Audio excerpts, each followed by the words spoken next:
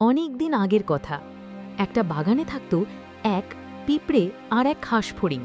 ঘাসফড়িং দিনভর রোদ পোহাতো, গান গাইতো, খেলতো আর নাচতো।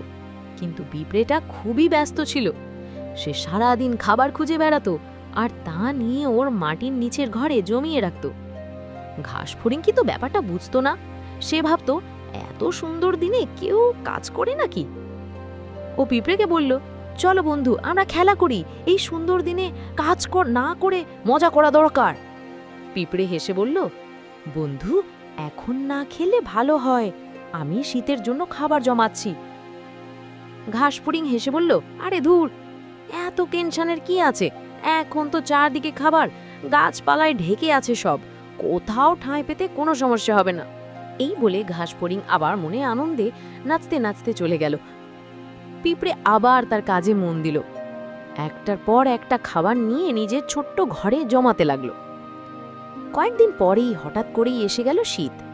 চারপাশ কেমন শুকিয়ে গেল, গাছের সব পাতা ঝরে পড়তে লাগলো, আর বাতাস কনকনে ঠান্ডা হয়ে উঠল। ঘাসফড়িংয়ের তো কোনো খাবার ছিল না, থাকার মতো কোনো ঠিকানা ছিল না। সে শীতে কাঁপতে কাঁপতে খাবার খুঁজে বেড়াতে লাগলো, কিন্তু কিছুই পেল না। এদিকে পিঁপড়ে নিজের গরম গুহায় বসে আরামে খাবার খাচ্ছিল, যেটা সে সারা বসন্তকাল একটু একটু করে জমিয়ে রেখেছিল। তখন ঘাসফড়িং বুঝতে পারল যে সে খুব ভুল করেছে। কাজ করার সময় খেলেছে, ভবিষ্যতের জন্য কিছুই জমায়নি। সে নিজের ভুলের জন্য আফসোস করতে লাগলো। ইস, যদি আমি পিঁপড়ের মতো একটু কাজ করতাম, তাহলে আজ আর এই কষ্ট হতো না।